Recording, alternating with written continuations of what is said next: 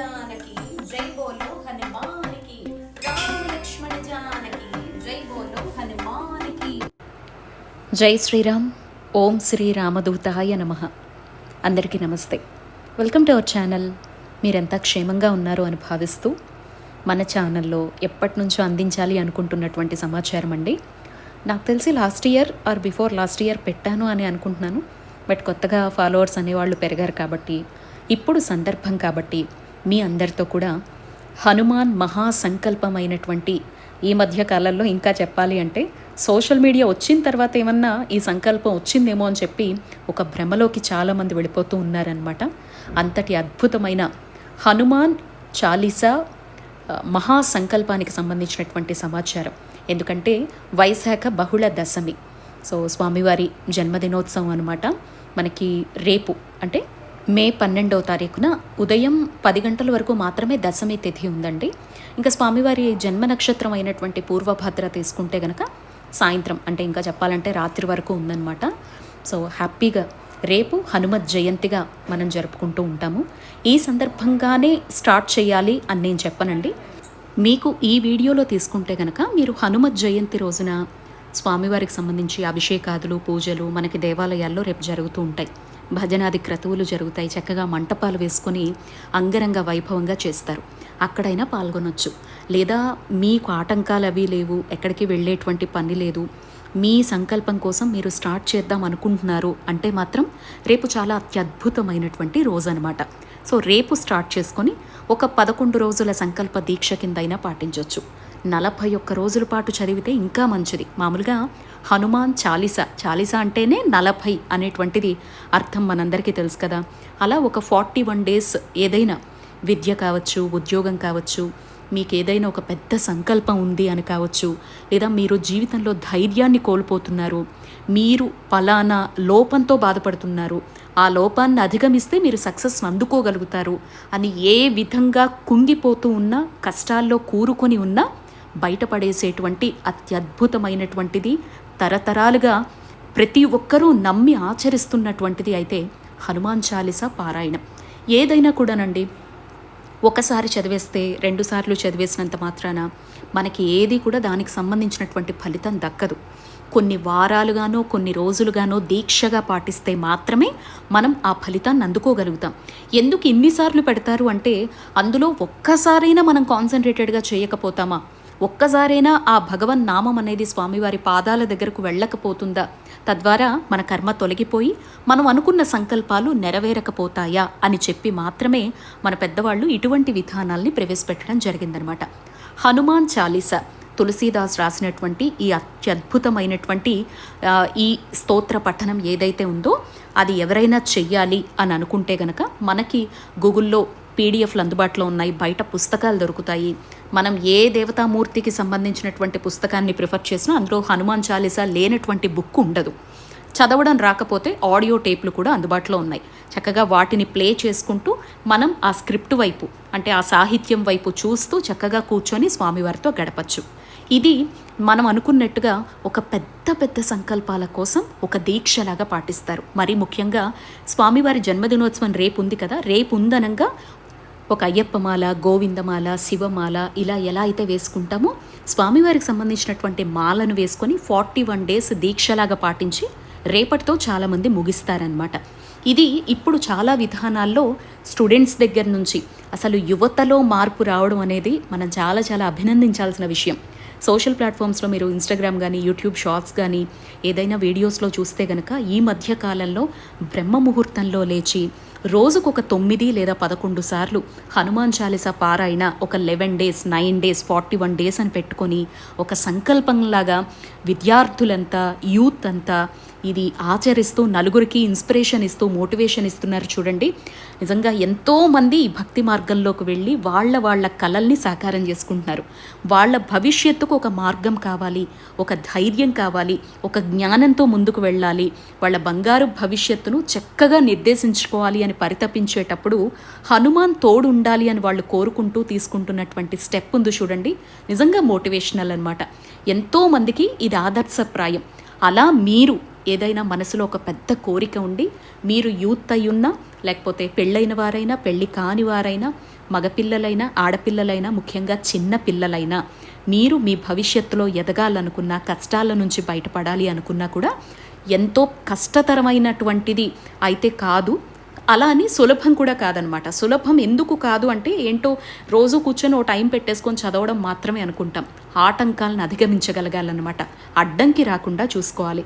మనం ఒక సంకల్పం అనుకున్నాము అంటే ఫస్ట్ మనం కట్టుబడి ఉండాలి. ఆడవాళ్ళు అనుకోండి, మనకి గ్యాప్స్ అవి లేకుండా చూసుకొని డెసిషన్ తీసుకోవడం మంచిది. అది మీరు 9 రోజుల కింద తీసుకుంటారా, 11 రోజుల కింద తీసుకుంటారా, 27 రోజుల కింద తీసుకుంటారా, 41 రోజుల కింద తీసుకుంటారా అనేది మన ఇష్టం. 41, 27 కింద తీసుకుంటే మాత్రం ఖచ్చితంగా ఆడవాళ్ళకి ఆటంకం వస్తుంది. తర్వాత కంటిన్యూ చేసుకోవచ్చు. అదే ఒక దీక్షగా 11 రోజులు లేదా 9 రోజుల కింద పాటిస్తే మాత్రం హనుమాన్ చాలీసా రోజు కూడా 9 లేదా 11 సార్లు చదవాల్సి ఉంటుంది. అంటే మనం ఏదో పక్క వాళ్ళతో మాట్లాడేస్తూ అటు ఇటు చూస్తూ కాన్సన్ట్రేషన్ లేకుండా చేయవలసిందైతే కాదండి. హనుమాన్ చాలీసా పారాయణ దీక్ష తీసుకుంటే మాత్రము ఖచ్చితంగా బ్రహ్మ ముహూర్తాన్ని పెట్టుకోవాలన్నమాట. ఈవినింగ్ కూడా చేయడం అనేది కుదరదనే చెప్తారు. కొంతమంది చేసుకునే వాళ్ళు ఉంటారు. అంటే జీవితంలో అలవాటు అయిపోయాయి అనుకోండి కొన్ని పద్ధతులు, వాళ్ళలా ఫాలో అయిపోతారు. బట్ మీరు ఫస్ట్ టైం చేస్తూ ఉంటే బ్రహ్మ ముహూర్తం పర్ఫెక్ట్ టైమింగ్ అని చెప్తారు. అండ్ కరెక్ట్ అయినటువంటి టైమింగ్ ఎంచుకోవాలి. మీరు మార్నింగ్ 5కి స్టార్ట్ చేస్తారా, 6కి స్టార్ట్ చేస్తారా, లేదు అంటే మీ వృత్తి రీత్యా, అవకాశాల రీత్యా, మీ జీవితం రీత్యా సాయంత్రం నిర్ణయం తీసుకున్నా కూడా టెంపుల్లో అయినా చేయొచ్చండి, ఇంట్లో అయినా చేయొచ్చు. దీనికి హనుమాన్ పటం ఉండాలని లేదు, లేకపోతే విగ్రహాలు ఉండాలని లేదు, లేదా మనం అంగరంగ వైభవంగా అలంకారాలు ఉండాలి, హడావుడులు ఉండాలని ఏం లేదు. చక్కగా శ్రీరామ నామాన్ని జపించుకోవడం, మీరు 9 రోజులో, 7 రోజులో, 11 రోజులో చేస్తామనేటువంటి ఒక సంకల్పాన్ని తీసుకోవడము, స్వామి ఇలా ప్రారంభించాలనుకుంటున్నాను అని గణపతి ఆశీర్వాదం తీసుకోవడం, గురువుకి దండం పెట్టుకోవడం, కుల దైవానికి, గృహ దైవానికి దండం పెట్టుకోవడం, అలాగే గ్రామ దేవతకు దండం పెట్టుకోవడం, అలాగే అమ్మ నాన్నలకు దండం పెట్టుకోవడం, ఇంకా శ్రీరామచంద్రమూర్తిని మనసారా తలుచుకొని, శివపార్వతుల్ని మనసారా తలుచుకొని, ఇంకా మీరు ఆ రోజు పారాయణ అనేది ఒక పర్ఫెక్ట్ టైమింగ్ పెట్టుకొని స్వామివారి ముందర ఒక ఫలము, పుష్పము ఏదో ఒకటి పెట్టి, అయితే అగరబత్తులు ఇంకా చేయగలిగితే దీపారాధన చేసుకుంటూ ప్రతిరోజు మాత్రం పర్ఫెక్ట్ టైమింగ్ మెయింటైన్ చేయడం చాలా చాలా ఇంపార్టెంట్ అండి. అది మాత్రం గుర్తుపెట్టుకోండి. హనుమాన్ చాలీసాలో ఇదొక్కటి చాలా ముఖ్యం. ఇంకా మీరు నాన్ వెజ్ అయితే ఎలాగో తినరు, ఖచ్చితంగా నాన్ వెజ్ అనేది స్వీకరించకూడదు. ఇలా 7, 9, 11 రోజుల కింద తీసుకునే వాళ్ళు ఖచ్చితంగా బ్రహ్మచర్యం పాటించాలి. ఇంకా భూశయనం, ఉపవాసాలు ఉండడం ఇవన్నీ మీ ఆప్షన్ అనమాట. మీకుండే అవకాశాలు ఆరోగ్యరీత్యా మాత్రమే తీసుకోవాలి. ఇలా ఒక దీక్షగా చేయాలనుకుంటే విధానం ఇది. లేదు అంటారా, మనందరికీ తెలుసు కదా, హనుమాన్ చాలీసా ప్రతిరోజు చదువుకున్నా కూడా స్వామివారి రక్షణ, ఆ ధైర్యం అనేది నెగిటివిటీ మన దగ్గరికి రాకుండా మన జీవితాంతం మనల్ని కాపాడుతుంది. ముఖ్యంగా చిన్న పిల్లల నుంచే వాళ్ళకి కాస్త మాటలు పలకడం వస్తోంది, వాళ్ళు ఏదైనా మాట్లాడగలుగుతున్నారు, చదవగలుగుతున్నారు అనే స్టేజ్ నుంచే పిల్లలకి గనక మనం హనుమాన్ చాలీసా అలవాటు చేస్తే జీవితాంతం అదొక రక్షణ అండి. రోజు మనం హనుమాన్ చాలీసా చదవాలి, స్కూల్కి వెళ్ళిపోవాలి. ఒక ఎగ్జామ్ వచ్చింది, హనుమాన్ చాలీసా చదవాలి.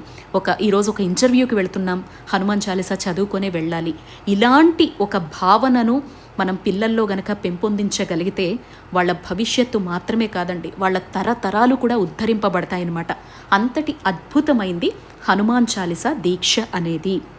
ఇంకొక విషయం, ఇలాంటి దీక్ష తీసుకునేటప్పుడు మనం మాత్రమే చేయాలి అని అనుకోనవసరం లేదు.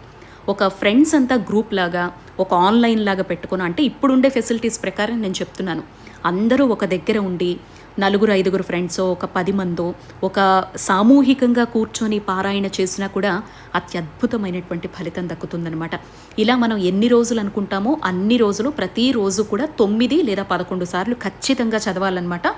గ్యాప్ ఇవ్వకూడదు. కంటిన్యూస్గా కూర్చొని ఆ సమయాన్ని నిర్దేశించుకొని ఒక అగరబత్తో, దీపమో వెలిగించుకొని, కుదిరితే తలస్నానం, మీకు ఆరోగ్యం సహకరించకపోతే చక్కగా నూనె లాంటివి పెట్టుకోకుండా అలా మెయింటైన్ చేస్తూ 2 రోజులు 3 రోజులకు ఒకసారి తలస్నానం చేసుకుంటూ మనం అనుకున్నన్ని రోజులు కంప్లీట్ చేసిన తర్వాత ఇంకా టెంపుల్కి వెళ్ళి అక్కడ స్వామివారికి ఇష్టమైనటువంటి ఆకు పూజ చేయించుకొని, మీకు ఇది ప్రారంభించడం కూడానండి చెప్పాను కదా, అయితే రేపు ప్రారంభిస్తారు, లేదా నవమి వంటి తిథి, లేదా స్వామివారి జన్మ నక్షత్రం అయినటువంటి పూర్వభాద్ర నక్షత్రం కానీ, లేదా మంగళవారం కానీ, బుధవారం కానీ, గురువారం కానీ, ఏ రోజైనా మంచిదండి. దశమి, ఏకాదశి, నవమి ఇటువంటి ఏ తిథులైనా కూడా మంచివి అనమాట.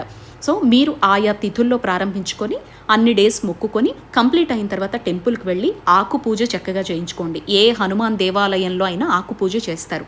స్వామివారికి ఇష్టమైనటువంటి నివేదన ఇంట్లో వండుకొని తీసుకువెళ్ళండి. ఇంకా మీకు భగవంతుడు అవకాశం ఇచ్చాడు అనుకుంటే ఆ దేవాలయంలో ఉండేటువంటి అర్చకులు ఉంటారు కదా, వారికి చక్కగా మీరు స్వయంపాక దానం ఇచ్చినా కూడా చాలా చాలా మంచిదన్నమాట. లేదు అంటారా, ఎవరైనా పేదవాళ్ళకి సాయం చేయడంతో మన దీక్షలైనా మన పూజలైనా వ్రతాలకైనా కూడా ఒక సార్థకత అనేది చేకూరుతుందనమాట. నిష్టగా చెయ్యాలి కానీ అండి, మీలో ఎంతమంది చేశారో నాకు తెలియదు కానీ హనుమాన్ని నమ్ముకొని హనుమాన్ చాలీసా పారాయణాన్ని దీక్షతో గనక చేసిన వాళ్ళు ఇప్పటి వరకు మోసపోయిన వాళ్ళైతే లేరండి. ఇప్పటి వరకు వాళ్ళ కోరిక నెరవేరకుండా బయటపడ్డ వాళ్ళైతే ఎవ్వరూ లేరండి. అంతటి మహామహిమాన్వితమైంది.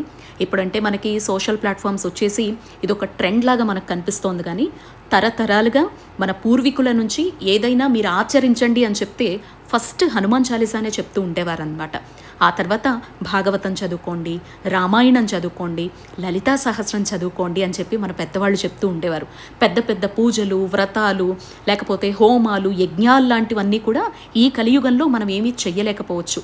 కేవలం నామస్మరణతో స్తోత్ర పఠనంతో ప్రసన్నమై ఈ కలియుగంలో కలిబాధల నుంచి మనల్ని బయటపడివేసి నెగిటివిటీ మన దగ్గరికి రాకుండా మన మనసులో నిత్యం ధైర్యాన్ని నింపుతూ మనం అనుకునేటువంటి సంకల్పానికి విజయపు అడుగులు వేసే విధంగా ప్రోత్సహించే వాళ్ళు ఎవరైనా ఉన్నారు అంటే భవిష్యత్తు బ్రహ్మగా పిలువబడేటువంటి మన హనుమాన్ మాత్రమే అనమాట. ఆయన భవిష్యత్ బ్రహ్మ, చిరంజీవి అండి. ఎప్పటికీ కూడా దత్తాత్రేయుల వారైనా హనుమాన్ అయినా ఈ భువిపై మన కోసం ఇంకా సంచరిస్తూనే ఉన్నారు, మనకి తోడుగా ఉన్నారు. కలియుగ ప్రత్యక్ష దైవం వెంకటేశ్వరుడు ఎలా అయితే ఉన్నారో మనకి ప్రత్యక్షంగా, అలాగే కాశీ విశ్వనాథుడు ఎలా అయితే ఉన్నారో హనుమాన్ కూడా మనం పిలిచిన వెంటనే రామనామ జపం జరుగుతుందో, ఎక్కడైతే భక్తి ప్రపత్తులతో శ్రీరామచంద్రమూర్తి అని పిలుస్తామో వెంటనే ఆయన వాలిపోతారు. హనుమాన్ చాలీసా చదవడం ద్వారా బుద్ధి, జ్ఞానం, శక్తి, యశస్సు ఇవన్నీ కూడా ప్రసాదించి మనకి మన కోరికలు నెరవేరే విధంగా ఆయన ఆశీర్వాద కిరణాల్ని మన కుటుంబంపై ప్రసరింపచేస్తారు. ఇంకా ఏమన్నా సందేహాలు ఉంటే కనుక కింద కామెంట్ బాక్స్లో పెట్టండి, తప్పకుండా రిప్లై ఇస్తాను. చెప్పాను కదండి, ఒక పర్ఫెక్ట్ టైం మెయింటైన్ చేసి అనుకున్నన్ని రోజుల్లో కంప్లీట్ చేసుకోండి. ఇంతే హనుమాన్ సంకల్పం అనేది. ప్రతి ఒక్కరికి కూడా స్వామివారి జన్మదినోత్సవ శుభాకాంక్షలు తెలియజేసుకుంటూ, మీకు ఇంకా ఏమన్నా సమాచారం ఈ సంకల్పానికి సంబంధించి తెలిసి ఉంటే కింద కామెంట్ చేయండి. మన వ్యూవర్స్ కూడా చూస్తారు, తెలుసుకుంటారు. మరొక వీడియోతో మళ్ళీ మీ అందరినీ కలుస్తానండి. జై హనుమాన్, జై శ్రీరామ్.